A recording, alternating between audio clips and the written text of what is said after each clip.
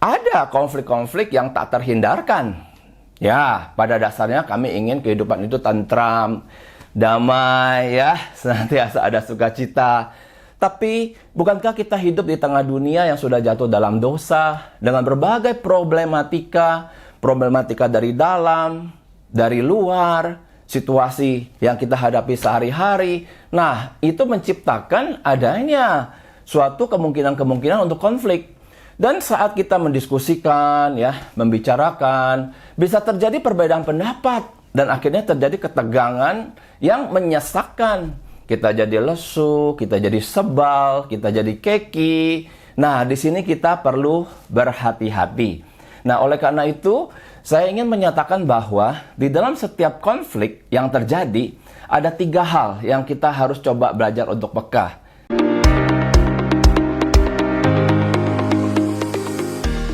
Halo, ketemu lagi dengan saya, Pendeta Cangkuifah, dan ini adalah channel YouTube Family Insight. Wah, sudah hari Jumat lagi, di mana saya melanjutkan tentang suatu topik yaitu resolving conflict. Kita sudah membahas beberapa minggu yang lalu, apa sih kebutuhan suami, apa sih kebutuhan istri, yang jikalau tidak dipenuhi kebutuhannya, bisa terjadi konflik dari internal. Nah, kita harus berhati-hati. Nah, di sisi yang lain, kita harus bisa untuk mencoba mengambil suatu kesempatan di dalam konflik untuk beberapa hal yang bisa memberikan pertumbuhan bagi pernikahan kita. Nah, silakan teman-teman untuk boleh juga mensubscribe akan channel ini jikalau Anda belum subscribe, dan silakan klik loncengnya jikalau Anda belum klik loncengnya. Karena jikalau Anda melakukan 2 hal tersebut, setiap ada video yang baru, pasti akan ada suatu notifikasi kepada gadget Anda. Nah, berbicara tentang konflik itu sangat tidak menyenangkan, ya. Saya pun sudah 22 tahun menikah dengan istri saya, Liana. Sampai hari ini pun kami ada konflik-konflik yang tak terhindarkan. Ya, pada dasarnya kami ingin kehidupan itu tentram, damai, ya, senantiasa ada sukacita. Tapi, bukankah kita hidup di tengah dunia yang sudah jatuh dalam dosa, dengan berbagai problematika dari dalam, dari luar, situasi yang kita hadapi sehari-hari. Nah, itu menciptakan adanya suatu kemungkinan-kemungkinan untuk konflik. Dan saat kita mendiskusikan, ya, membicarakan, bisa terjadi perbedaan pendapat dan akhirnya terjadi ketegangan yang menyesakkan. Kita jadi lesu, kita jadi sebal, kita jadi keki. Nah, di sini kita perlu berhati-hati.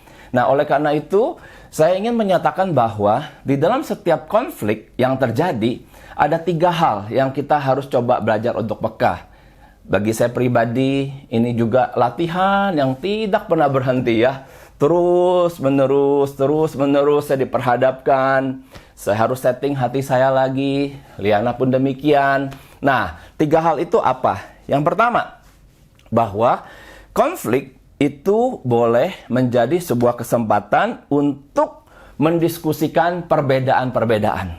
Oke, jadi kita mengerti ada perbedaan antara suami dan istri di dalam menuturkan akan pendapat, di dalam mindset pikirannya, di dalam perasaannya, bahwa senantiasa ada perbedaan. Mau berapa tahun pun kita telah bersama menjalani pernikahan ini. Coba lihat perbedaan apa antara suami dan istri. Jikalau Anda melihat ada kelemahan daripada istri Anda, mungkin itu adalah kekuatan Anda. Demikian juga sebaliknya. Sehingga memang kita harus merayakan akan perbedaan ini supaya kita ada complementary. Begitu kita berdiskusi, iya ya, beda ya. Tetapi kita jangan putus asa. Selalu ada ruang untuk perbedaan.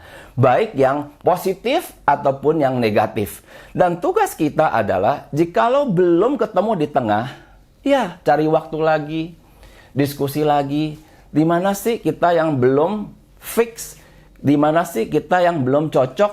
Di mana sih kita yang belum pas? Dan jangan dibiarkan perbedaan itu.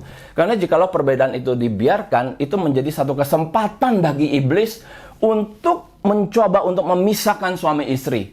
Masuk ke dalam jurang perbedaan dan akhirnya koinonia yang adalah tanda daripada kehadiran Tuhan itu bisa hilang. Sehingga kita harus terus menerus ya. Kita datang kepada Tuhan, Tuhan, saya tidak tentram. Setelah diskusi dengan pasangan saya, kok saya jadi gelisah. Ya, coba bawa kepada Tuhan, doakan lagi, cari waktu lagi yang terbaik, diskusikan lagi. Ya. Nah, hal yang kedua adalah, setelah kita kesal, kita sebal, karena kita telah konflik dengan orang yang kita kasihi, orang terdekat. Maka hal yang kedua, konflik itu bisa menjadi sebuah kesempatan bagi kita untuk mengampuni dan diampuni. Ini adalah sebuah tema besar di dalam kitab suci. Kita tahu bagaimana Tuhan Yesus telah mati di atas kayu salib. Dia telah melalui suatu penderitaan yang sangat luar biasa. Dan di atas kayu salib dia berkata, ya Bapa, ampunilah mereka, karena mereka tidak tahu apa yang mereka perbuat. Tuhan Yesus telah melalui sebuah kesulitan sangat besar. Dan kemudian dia berkata, ya Bapa, ampunilah mereka. Ini adalah sebuah keteladanan yang saya percaya sampai hari ini suami istri harus belajar menundukkan diri di bawah salib tersebut. Di bawah apa-apa yang Tuhan Yesus telah teladankan bagi kita. Ada kalanya begitu berdiskusi ya, begitu bertukar pikiran, tension mulai naik, nada mulai naik, kemudian mulai saling menuduh, saling menyalahkan. Kamu memang selalu orangnya begitu. Kamu dari dulu begitu. Wah, kita merasa terdesak, kita merasa kesal. Begitu memakai kata-kata yang absolut, kita langsung memberontak. Aku gak selalu begitu orangnya, enak aja kamu bilang seperti itu. Nah, kita mulai keki. Dan akhirnya, dengan kesadaran, kita hentikan percakapan. Percakapan terhentikan, diskusi terhentikan, tetapi kekesalan itu masih menetap. Iya, kita sebel, kita ingat-ingat terus. Kenapa sih tadi dia harus berkata seperti itu? Menuduh aku ini itu. Ada suatu absolut kata-kata, kamu dari dulu begitu, kamu selamanya begitu. Itu bikin kita tidak sejahtera. Nah, di titik ini, bolehlah kita datang kepada Tuhan kita Yesus Kristus. Kalau kita mengingat ya, akan sebuah pernikahan, ada suami, ada istri, tidak cukup hanya berdua saja. Pernikahan yang kokoh itu harus ada Allah Tritunggal. Jadi ada segitiga ya. Dan siapa yang lebih takut akan Tuhan? Dialah yang datang kepada Tuhan. Tuhan, tolonglah aku, boleh mengampuni, boleh memaafkan. Ya sudahlah. Intinya nanti setelah aku ampuni, aku maafkan, aku juga mau ngomong. Kalau boleh kamu jangan ngomong seperti itu lagi. Ya, aku terluka, aku tidak suka. Nah, pasangan yang matang, oke, juga dia mengerti. Begitu pasangannya itu berkata sesuatu yang dia tidak sukai dan minta kita jangan mengulang, maka kita juga punya strategi of living. Ya, jangan mengulang-ulang kesalahan. Tetapi itu adalah sebagai sesuatu hal kita ingat, oke, Tuhan, ternyata perkataanku itu melukai pasanganku. Aku pun berjanji di hadapan Tuhan tidak akan mengata-ngatai dia lagi dengan kalimat-kalimat yang dia tidak suka. Nah, baru di situ ada pertumbuhan, ya. Jadi mengampuni dan diampuni. Ini satu tema yang besar yang kita harus terus untuk hidupi di dalam sisa perjalanan pernikahan kita. Suatu ketika Petrus bertanya kepada Tuhan, Tuhan, berapa kali aku harus mengampuni saudaraku yang bersalah kepadaku? Sampai 7 kali? Wah, Tuhan berkata tidak. Bukan 7 kali, tetapi 70 kali 7 kali. 490 kali. Ini menyatakan suatu kesempurnaan di dalam melupakan, mengampuni, membuka suatu lembaran yang baru. Terus menerus kita berikan. Dan ini layak kita berikan kepada suami atau istri kita yang menemani sepanjang perjalanan hidup kita. Ya. Nah, yang ketiga, maka konflik suami istri itu bolehlah menjadi suatu kesempatan untuk apa? Untuk mentaati firman Tuhan. Firman Tuhan itu seringkali adalah sesuatu yang abstrak. Ya. Tetapi hari-hari kita menghadapi situasi yang sifatnya nyata. Oke? Nah, tentu kita bergerak di dalam pikiran kita, di dalam respon kita. Tetapi saya percaya kita ada apa yang disebut sebagai ATM. Ya, apa itu ATM? A itu acu tak acu terhadap firman Tuhan. Sedangkan M itu melawan firman Tuhan. Tetapi ada yang disebut T, itu taat kepada firman. Saat terjadi konflik, kita bergerak, ya. Mungkin khotbah hari Minggu itu menegur kita. Sekarang, setelah kita tertegur dalam hati, kita tahu, wah ini buat saya nih. Seharusnya saya melakukan sesuatu. Apa itu? Mungkin rekonsiliasi. Ya, berkata kepada istri atau suami, sorry kemarin itu, berdasarkan firman Tuhan hari ini, aku seharusnya, titik-titik. Tetapi bisa saja kita abaikan. Itu kita acuh tak acuh. Sebaiknya kita jangan ada di sana, ya. Juga jangan melawan. Apa itu firman Tuhan? Tidak berlaku bagi saya. Yang jelas dia salah kok. Dia harus minta maaf kepada saya dulu. Padahal banyak firman Tuhan menyatakan, kalau engkau ingin memberi persembahan tetapi engkau teringat akan sesuatu dalam hatimu terhadap saudaramu, engkau selesaikan dulu dengan saudaramu itu, barulah engkau memberi persembahan. Di situ Tuhan ingin kita itu secara aktif, ya. Punya kepekaan mengingat. Wah, Tuhan itu tidak suka, ya. Kalau aku memberikan persembahan sementara ada hal-hal yang belum selesai dengan orang-orang yang terdekat yang Tuhan karuniakan kepadaku. Aku harus membereskannya. Di sini berlakulah. Untuk selamanya sampai selamanya. Tuhan memberkati kita kalau kita tidak melawan, ya. Tapi kita belajar untuk untuk taat, dan taat. Sehingga setiap konflik yang ada, kita boleh jadikan sebagai sebuah kesempatan untuk suami istri. Boleh. Siapa yang lebih takut akan Tuhan? Siapa yang lebih peka di dalam kerohanian? Siapa yang lebih matang kepribadiannya? Dia harus berinisiatif terlebih dahulu.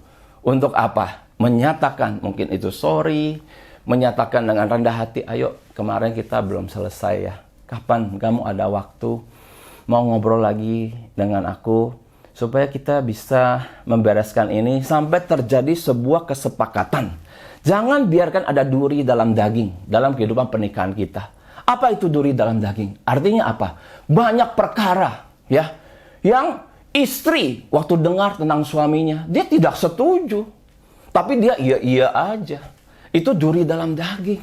Suaminya tidak mengerti tentang isi hati istrinya, tentang pikiran istrinya. Di titik ini masing-masing berlaku. Baik suami, baik istri. Bukalah dirimu seutuh-utuhnya. Apa sih yang kamu mau? Apa sih yang kamu harapkan? Apa motivasi kamu dengan berkata ini, dengan melakukan itu, dengan keputusan yang kamu ambil? Jikalau kemudian kita berhasil mendiskusikan dengan sebuah tujuan, what is the outcome? Motivasinya nih apa? Kamu berkata begitu kepada saya. Apa tujuannya kamu melakukan tindakan itu? Apa maksudnya kamu mengambil keputusan itu? Setelah kita dengarkan, dia punya reason, dia punya alasan. Kita nilai, oke. Dia bergerak adalah sesuai dengan prinsip-prinsip kebenaran dan keadilan daripada firman Tuhan. Maka mungkin tidak selamanya kita bisa setuju loh, ya. Ternyata dalam menegakkan kebenaran dan keadilan, ada kalanya tidak sesuai dengan hati nurani kita. Karena mungkin pasangan kita juga lebih tinggi kerohaniannya beberapa level di atas kita. Dan dia sudah memikirkan lebih dalam daripada apa yang kita pikirkan. Tetapi kemudian kita memberikan kesempatan, memberikan ruangan. Oke. Ternyata dalam pikirannya, dalam keputusannya, dalam tindakannya, itu ada firman Tuhan. Anda boleh bersyukur. Kenapa? Berarti pasanganmu masih mempertimbangkan Tuhan yang tidak kelihatan itu sebagai penentu akan jalan hidupnya. Anda harus bersyukur. Tidak selamanya kita bisa setuju. Kenapa? Karena mungkin kita juga tidak siap. Kenapa kita tidak siap? Karena begitu menjalankan prinsip tersebut, kita merasa dirugikan. Kita merasa kehilangan sesuatu yang ingin kita pertahankan.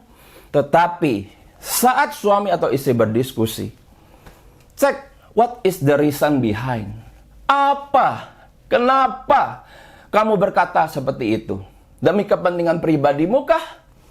Atau ini demi kepentingan bagaimana firman Tuhan bisa dilaksanakan, digenapi dalam keluarga kita? Yang mana? Jikalau kita boleh memakai konflik sebagai kesempatan tadi, yang ketiga, ya, sebagai kesempatan untuk mentaati firman Tuhan. Saya percaya ini semua akan menjadi sebuah keberkatan besar bagi keluarga. Silakan saling diskusikan, buka pikiranmu, buka perasaanmu. Nyatakan apa yang Tuhan titipkan dari sabda teduh pagimu, dari firman Tuhan yang engkau dengar hari Minggu. Ungkapkan kepada pasangan. Selama kita boleh dikendalikan, boleh diatur, boleh dikontrol oleh prinsip-prinsip kebenaran firman Tuhan, maka puji Tuhan. Sia-sialah orang yang membangun rumah jikalau bukan Tuhan yang membangunnya. Tetapi akan berhasil setiap orang yang dalam seluruh pikirannya, keputusannya, waktu dia mengemukakan akan isi hati dan pendapatnya, ada firman Tuhan di sana. Kiranya Tuhan memberkati akan konflik yang kita alami, bukan membuat kita mandek, ya, tetapi membuat kita makin bertumbuh. Bertumbuh untuk makin bergantung kepada Tuhan. God bless. Halo Pasutri Muda, ini bukan cuma buku, ini adalah jalan tercepat bagi Anda untuk meraih hal terpenting dalam pernikahanmu. Memperkenalkan Stronger Married, buku terbaru saya, cetakan ketiga. Ribuan orang sudah memiliki buku ini. Buku yang membahas semua hal yang perlu Anda ketahui untuk meraih pernikahan yang harmonis, bahagia, dan mendapatkan perkenanan Tuhan. Di dalamnya, banyak strategi abadi untuk menikmati pernikahan yang indah bersama suami ataupun istri Anda. Di dalam buku, Anda akan belajar cara untuk membaca firman Tuhan tanpa henti, 7 hari seminggu, 30 hari sebulan, 360 hari setahun, tanpa bosan dan mengalami genuine spirituality. Cara untuk berkomunikasi yang membuat Anda makin dekat, akrab dan nyambung dengan pasangan Anda. Cara untuk membangun keintiman fisik dengan pasangan yang akan membawa Anda pada keutuhan jiwa dan raga yang sejati. Cara untuk membangun mesbah keluarga bersama anak-anak yang selalu mereka nantikan dan menjadi pengalaman indah tak terlupakan seumur hidupnya. Wujudkan pernikahan impianmu dengan buku Stronger Married dan dapatkan 6 video penjelasan tiap bab bersama Pendeta Chang Kuifa dan Liana. Pesan sekarang di harga termurahnya, stok terbatas.